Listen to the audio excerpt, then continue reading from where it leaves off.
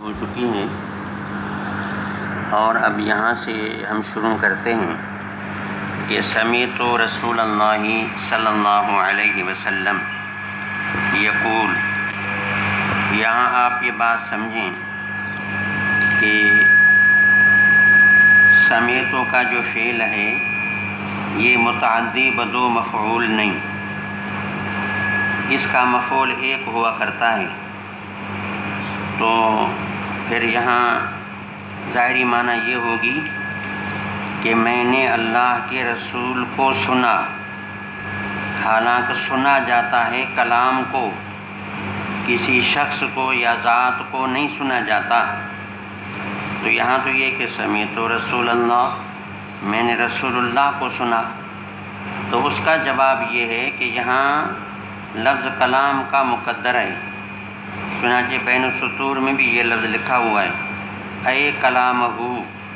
تو گویا کہ عبارت یوں بنے گی سمعت کلام رسول اللہ صلی اللہ علیہ وسلم، کہ میں نے رسول اللہ کے کلام کو سنا.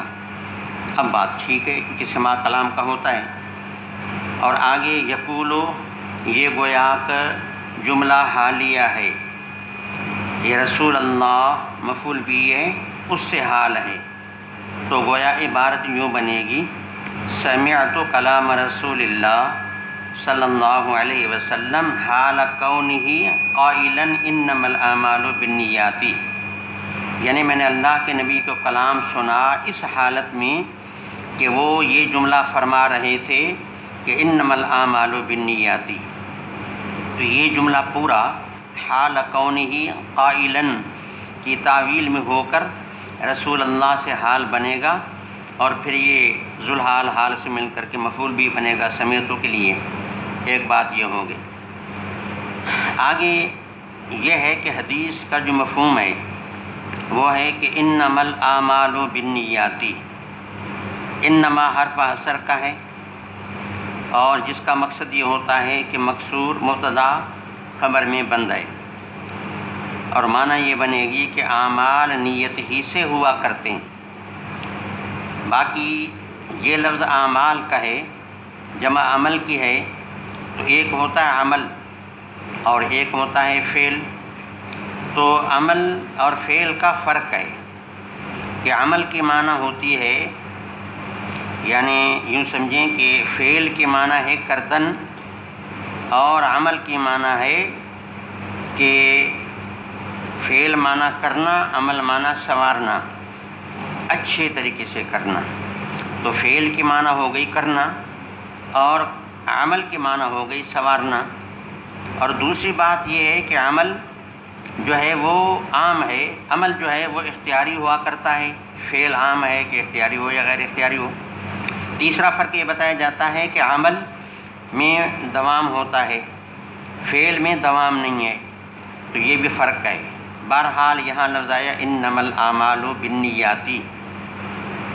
نیات جمع نیت کا ہے. نیت کی معنی ہے قصد اور ارادہ. ظاہری ترجمہ یہ ہے کہ اعمال ارادے سے ہوتے ہیں.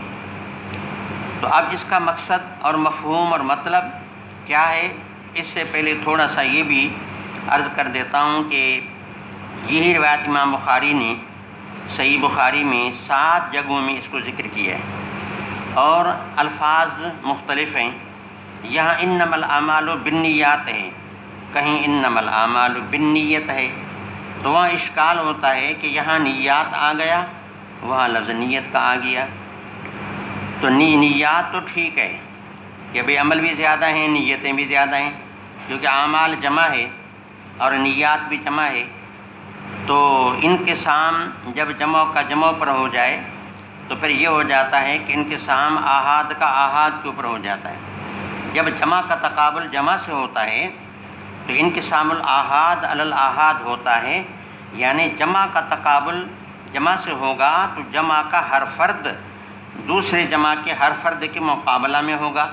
یعنی ہر عمل کے لیے الگ نیت ہے، دوسرے عمل کے لیے دوسری نیت ہے، تیسرے عمل کے لیے تیسری نیت ہے. تو لہذا جتنے اعمال اتنی نیتیں. تو یہ بات تو سمجھ میں آ رہی ہے. لیکن دوسری روایت میں ہے کہ انما الاعمال بالنیت، وہاں اعمال جمع ہے، نیت کا لفظ مفرد ہے، تو اس سے معنی یہ ہوتی ہے کہ اعمال نیت سے ہوں گے، نیت تو واحد ہے تو مفرد جو ہے وہ بن کر کے کیوں آیا؟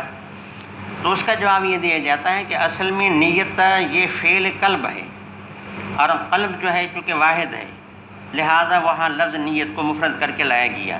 اعمال چونکہ جوارح سے ہوتے ہیں، جوارح چونکہ ایک سے زیادہ ہیں، اس وجہ سے کہا گیا کہ الاعمال بالنیت۔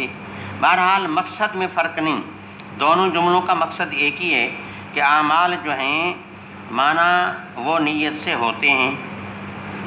باقی یہ مسئلہ یہ پہلے گزر چکا ہے کہ بھائی یہ جو حدیث ہے تو یہ حدیث جو ہے وہ کس کی دلیل ہے یا کس کے مخالف ہے، اور پھر اعمال کا جو لفظ ہے بظاہر اس میں وضو بھی آ گیا تو غسل بھی آ گیا، تو پھر یہ بات کہ جی وضو میں نیت ہوگی تو وضو صحیح ہوگا، نیت نہیں ہوگی تو وضو صحیح نہیں ہوگا۔ اس طرح غسل میں اگر آدمی نیت کرے تو پھر وہ غسل صحیح ہوگا، نہیں تو غسل نہیں اترے گا۔ تو یہ مسئلہ اختلافی ہے، شوافی اور ائمہ ثلاثہ کا اس میں اختلاف ہے، ائمہ ثلاثہ کا اور احناف کا اختلاف ہے۔ تو ائمہ ثلاثہ وہی بات کرتے ہیں جو میں نے ابھی عرض کی کہ تمام اعمال میں چونکہ نیت شرط ہے لہذا وضو بھی ایک عمل ہے، اس میں نیت شرط ہے، غسل بھی ایک عمل ہے، اس میں نیت شرط ہے، لہذا ہر عمل صحیح ہوگا وہ نیت کے ساتھ ہوگا۔ ہمارے ائمہ فرماتے ہیں کہ اس طرح کی بات نہیں، ہر عمل میں نیت کا ہونا ضروری نہیں، اور پھر وضو میں بھی نیت کا ہونا ضروری نہیں۔ اعضاء کا دھل جانا، فاغسلوا وجوہکم وایدیکم الی المرافق وامسحوا برؤوسکم وارجلکم الی الکعبین۔ اللہ نے اتنا تو بتا دیا، لیکن یہاں اللہ نے کوئی ایسا جملہ اضافہ نہیں فرمایا کہ تم نیت بھی کرو۔ تیمم میں تو آیا کہ جو ہے یعنی فتیمموا صعیدا طیبا، تو تیمم کا جو لفظ ہے خود اس میں قصد کی معنی معتبر ہے، بلکہ اس کی دلالتی قصد کے اوپر ہے، تو وہاں تو ایک لفظ اللہ نے استعمال فرمایا، لیکن وضو کے لیے اللہ نے ایسا کوئی استعمال نہیں فرمایا، غسل کے لیے بھی نہیں فرمایا۔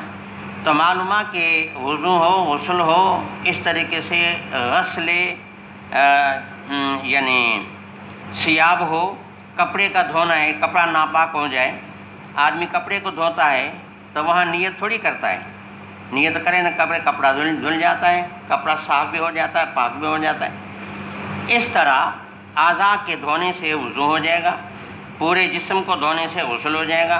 تو بات یہ کہ یہاں نیت کا ہونا کوئی ضروری نہیں ہے، نیت کرے گا تو ثواب ملے گا، نہیں کرے گا تو یعنی مفتاح الصلاۃ پھر بھی بن جائے گا، یعنی اسی وضو سے آدمی نماز پڑھ سکتا ہے، اسی غسل سے آدمی نماز پڑھ سکتا ہے۔ تو بہرحال یہ جو بات ہے اور مسئلے میں اختلاف ہے، اور پھر بظاہر یہ بات مشہور ہے اور یہ کہا جاتا ہے کہ یہ ائمہ ثلاثہ کی دلیل ہے، اور دلیل اس بنیاد پر ہے کہ یہاں تعویل کرتے ہیں صحت کی کہ انما صحت الاعمال بالنیات، تو ہمارے ائمہ اس کے جواب دینے کے پیچھے پڑ گئے، بظاہر یہ سوچا گیا کہ حدیث ہمارے خلاف ہے لہذا ان کے جوابات دیے گئے۔ یہ بھی میں پہلے عرض کر چکا ہوں کہ جی جزاء الاعمال بالنیات، حکم الاعمال بالنیات، کمال الاعمال بالنیات، ثواب الاعمال بالنیات، اس طرح یعنی اعتبار الاعمال بالنیات، تو 7 توجیہیں میں نے پہلے عرض کی تھیں۔